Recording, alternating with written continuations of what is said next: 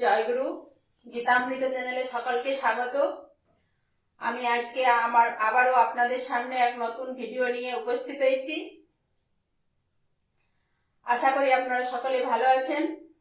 আজকে আমরা গীতার প্রথম অধ্যায়ের দ্বিতীয় শ্লোক নিয়ে আলোচনা করব।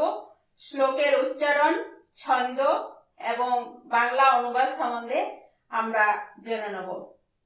তো প্রথমে আমি শ্লোকটা পাঠ করে নিচ্ছি। ওম শ্রী পরমাত্মনে নমঃ। অথো শ্রীমদ্ ভগবতী গীতা প্রথম অধ্যায়ঃ অর্জুন বিষাদ যোগঃ। সঞ্জয় উবাচ দৃष्ट्वा तु পাণ্ডবানীকাং বুঢ়াং দুর্যোধনস্তদা আচার্যমুপসংগম্য রাজা বচনমব্রবীৎ। তো চলুন এবার আমরা উচ্চারণটা লক্ষ্য করি। এখানে দেখুন, প্রথম লাইনে প্রথম শব্দ আছে দৃष्ट्वा। তো দয়েরই মূর্ধন্যস্বর টয়ে বইয়ে আকার। এই বটাকে আমরা উচ্চারণ করব তুয়া তুয়া তুয়া।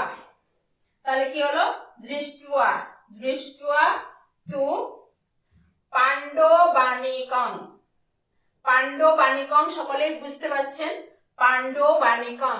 বুঢ়াং বয়ে দীর্ঘ জখলা, তাহলে উচ্চারণটা হবে বুই বুই রং, অর্থাৎ আছে বুঢ়াং। দুর্যোধনস্তদা। এই দুর্যোধনস্তদাটাকে যদি আমরা বিশ্লেষণ করি তাহলে দেখুন কেমন হবে। দয়ারস্যু অন্তস্থ জকে আমরা ইও উচ্চারণ করব। আমি আগের ভিডিওতেও বলেছি অন্তস্থ জয়ের উচ্চারণ সংস্কৃতে ইও, আর যেহেতু ওকার আছে তাহলে হয়ে যাবে ইও। তার উপরে রেপ আছে, রেপটাকে আমরা রয়ে হসন্ত দিয়ে এখানে উচ্চারণ করব। দূর ও ধা ন, তারপরে যুক্তাক্ষর আছে দন্তস্বয়ে ত। তো যুক্তাক্ষরের উপরের বর্ণটা হসন্ত দিয়ে বসে, দন্তস্বয়ে হসন্ত, ত দয়া আকার। তাহলে কি হলো? দুরি ও ধনস তদা। তাহলে দুরিও ধনস তদা উচ্চারণটা এইভাবে হবে, দুরিও ধনস তদা। এবারে চলে আসি আমরা দ্বিতীয় লাইনে। দ্বিতীয় লাইনে কি আছে? আচার্যমুপসংগম্য। তাহলে এটাও সকলে বুঝতে পারছেন। আচার্য, এই যে অন্তস্থ জ আছে, অন্তস্থ জয়ের উচ্চারণটা হবে ইয়, আর এই যে রেপ আছে তার জন্য হয়ে যাবে এই রেপটা রয়ে হসন্ত হয়ে বসবে। তাহলে কি হবে? আ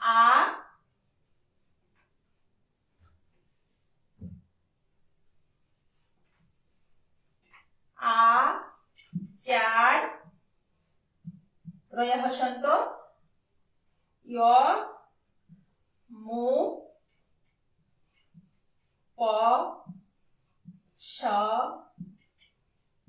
গ ম, ময়ে জফলা আছে, গম্য উচ্চারণটা হবে। তাহলে আচার্যমুপসংগম্য, এটাকে বিশ্লেষণ করলে আমরা এইভাবে পাই এবং এভাবে উচ্চারণটা করতে হবে, আচার্যমুপসংগম্য। তাহলে এই জিনিসটা আমাদের বোঝা গেল আচার্যমুপসংগম্য উচ্চারণটা কিভাবে হচ্ছে। তারপরে আছে রাজা বচনমব্রবীৎ। আশা করি এটা বুঝতে কিছু অসুবিধা হবে না। বচনমব্রবীৎ, তাহলে আমরা কি পেলাম? দৃष्ट्वा তু পাণ্ডবানীকং বুঢ়াং দুর্যোধনস্তদা আচার্যমুপসংগম্য রাজা বচনমব্রবীৎ। আশা করি সকলেই বুঝে গেছেন। এবারে আমরা আসি এই ছন্দে। ছন্দটা আমরা কিভাবে বলবো আমার সাথে সাথে আপনারা বলতে থাকুন। দৃষ্টা তো পাণ্ডবানীকং দৃষ্টা তো পাণ্ডবানীকং বূঢ়ং দুর্যোধনস্তদা বূঢ়ং দুর্যোধনস্তদা আচার্যমুপসংগম্য আচার্যমুপসংগম্য রাজা বচনমব্রবীৎ রাজা বচনমব্রবীৎ দৃष्ट्वा तु पाण्डवानीकं बूढं दुर्योधनस्तदा आचार्यमुपसंगम्य রাজা বচনমব্রবীৎ। এইভাবে ছন্দে পাঠ করবেন, দেখবেন সকলেই খুব ভালোভাবে ছন্দে পাঠ করতে পারছেন। এবারে আমরা চলে যাই এর বাংলা অনুবাদে।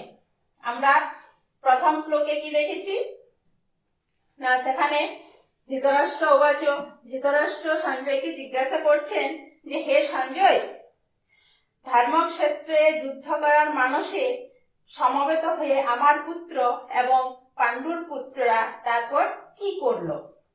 এর উত্তরে সঞ্জয় বলছেন এই শ্লোকে যে সেই সময় রাজা দুর্যোধন বুড়ো আকারে সজ্জিত পাণ্ডব সেনাদের দেখে দ্রোণাচার্যের কাছে গিয়ে এই কথা বললেন। অর্থাৎ আমরা এখানে পরিষ্কার বুঝতে পারছি যে যুদ্ধের প্রারম্ভে পাণ্ডবগণ ব্যূহ আকারে সজ্জিত, এবং সেই ব্যূহ কাকে বলে না, যুদ্ধের যে পরাকাষ্ঠা বা যুদ্ধের জন্য যে সৈন্যদের সমাবেশ সেটাকেই বলা হয় ব্যূহ বা ব্যূহ। তো এই ব্যূহ আকারে পাণ্ডব সৈন্যগণ সমাবেত, এবং সেই পাণ্ডব সৈন্যদের দেখে দুর্যোধন কার কাছে গেলেন? দুর্যোধন দ্রোণাচার্যের কাছে গেছেন এবং দ্রোণাচার্যের কাছে গিয়ে কিছু কথা বলছেন। তো কি কথা বলছেন সে কথা আমরা পরবর্তী শ্লোকে জেনে নেব। তার জন্য আপনারা চ্যানেলটা সাবস্ক্রাইব করে রাখবেন। আজ তাহলে এই পর্যন্তই। সকলে ভালো থাকবেন, সুস্থ থাকবেন। নমস্কার। জয় গুরু, জয় মা।